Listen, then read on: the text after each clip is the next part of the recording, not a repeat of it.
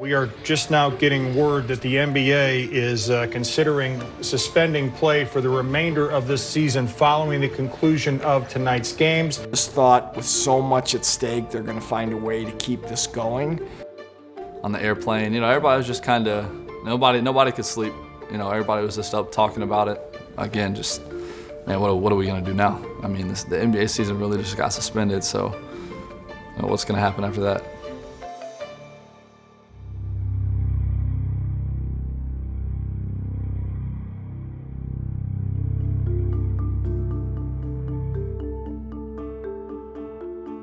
Before the league shut down, in March, we went through a series of discussions looking at all the different options.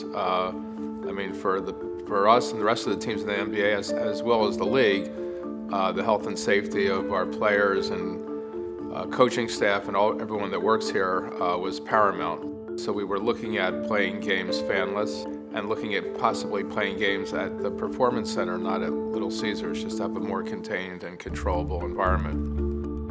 There were some warning signs by February. We had definitely raised the bar on hand washing and hand sanitizer. We had a lot more hand sanitizer on hand, and we were giving notices and educational pieces. We talked to every player and every coach about washing your hands, trying not to touch your face, just really trying to avoid contact, and just basic hygiene is your biggest precaution. Certainly concerns when we were heading out to the East Coast because New York was already getting hit, and in fact one of our former players, Reggie Bullock, warned me not to come to New York. He said, you don't want any of this COVID. But so we were concerned about different hotels, so if there were any cleanliness issues, we were warned about that. We were warned about traveling, trying to keep things fairly tight, not socialized. We were already being warned about not high-fiving fans, not signing things for fans to avoid contact. When we got to New York, we just could sense things were not going well. We knew that New York was not the optimal place. That was the COVID hotspot in the country at that point in time. We had made it pretty clear that we might not stay in New York very early, so there wasn't a big shock. So we thought our best course of action was to leave New York as quickly as possible. We felt the safest course of travel would be a bus, since Philadelphia is not that far. So we lined up the buses. After the game, we got on the buses and headed out to Philadelphia.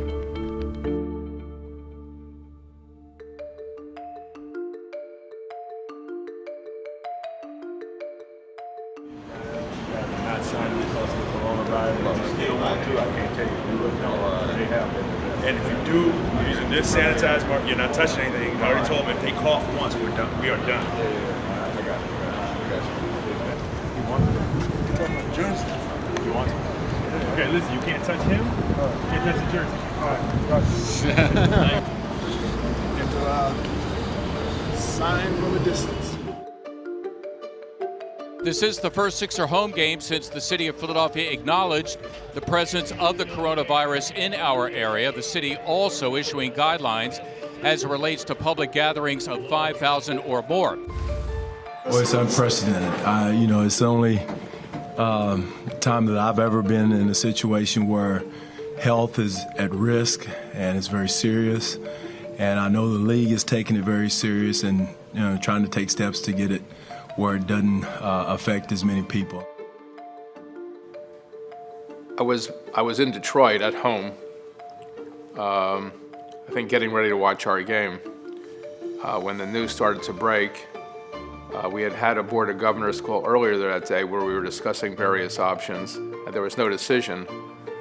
And we were talking about maybe a hiatus to examine, playing fanless. I knew it was a possibility, and with other conversations going on, I just thought with so much at stake, they're going to find a way to keep this going. The unforeseen circumstances, the game tonight has been postponed. You are all safe. And take your time in leaving the arena tonight and do so in an orderly fashion. Thank you for coming out tonight. We are just now getting word that the NBA is considering suspending play for the remainder of this season following the conclusion of tonight's games. Once the Philly game was over, usually we have like like every team kind of talks things over and stuff like that. It wasn't none of that. It was more like we got 15 minutes to hop on a bus so we could catch the plane to get back to Detroit. Not all, but like most people went to a bus and then we had to come back to the locker room. Everybody sat down and we just listened to what Doc was saying and try to see what we got to do to move forward. In the locker room in Philly, I called my dad and I'm like, Dad, the season just got suspended. Like, he's like, what do you mean? He's like, we're not playing for, we don't know when, but season is done for now. And he was just, wow, it's pretty crazy. I applaud the league. I think it was proactive. I think they set the wheels in motion for all other leagues and colleges to follow through. Somebody had to have the gumption to make that first move, and I applaud the NBA for doing that. Being on the bus, on the way to the airport, everybody was just talking about it, and then on the airplane, everybody was just kind of, nobody could sleep. Everybody was just up talking about it. Again, just, man, what are we gonna do now? I mean, the NBA season really just got suspended, so what's gonna happen after that? We had to explain and reiterate with everybody we're going into a quarantine, and then we just started, like for the medical team, we started the whole process of, okay, facilities closed, nobody has access, what can we start doing? So we were getting equipment out to people while we still could.